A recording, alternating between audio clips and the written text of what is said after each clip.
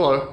I want you to imagine what life would have been about 100 years ago, or more than 100 years ago, say in the 1800s, the Victorian era.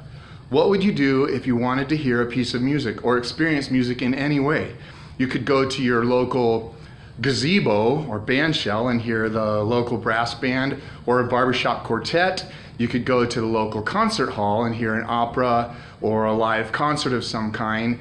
But these were rare experiences.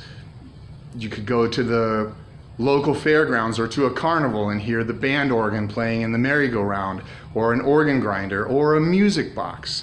But music wasn't as readily available back then as it was today. You know, this was before recordings, this was before motion pictures. You could have friends over, have them come to your house, "Step into my parlor, come into my parlor," said the spider to the fly. You could have friends over. I'm gonna switch this around. No, maybe not. Step into the parlor and have friends gather around the piano and sing along. You could have somebody solo perform, or possibly perform on a solo instrument, or maybe you played in a string quartet. But this was prior to any recording of any kind, prior to MP3s, prior to CDs, prior to the radio. This is the first record player, the Edison Phonograph.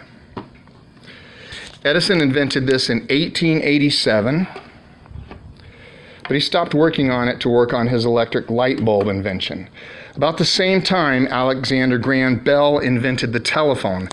Alexander Graham Bell wanted to collaborate on the phonograph with Edison, but Edison declined. This model was manufactured right around the turn of the previous century, right around 1900. It's not electric. It works by turning a crank. So you have to turn this crank for it to work. Not easy to do one-handed and operate this camera at the same time, but you get the picture. Okay, you also put on the horn so that it would be amplified. Put that right there for now. It plays cylinders. Originally, the cylinders were made of tin foil to record, and they used wax also. But this didn't last for very long. Ultimately, they came up with a more durable material. Luckily, this is a hardened wax cylinder.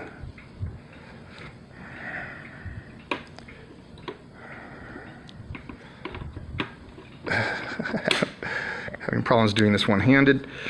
The cylinders were, unfortunately, they lasted only about 2 minutes. So songs were fairly short back then. I'm going to play this one so you can hear it. Normally on a recording, an announcer would come on and announce the name of the song and the recording artist. This one in particular does not do that. But to record back then, it all had to be done in one take and actually written or carved onto this master wax cylinder. It would be easy for a soloist to record, but more difficult to record for a larger group. You would have to have your group all around the horn, and the soloist and the softer instruments would have to be close, and the louder instruments, like say drums, would have to be further away. You'd have to really strategically place everybody. And before mass production, there would only be one copy of the recording.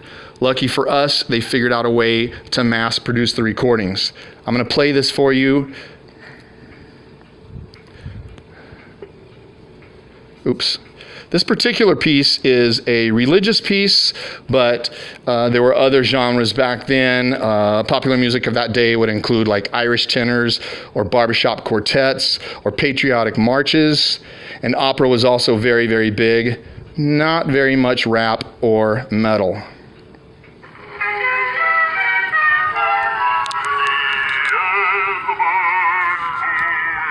And that's what happens if you don't wind it. Excuse me.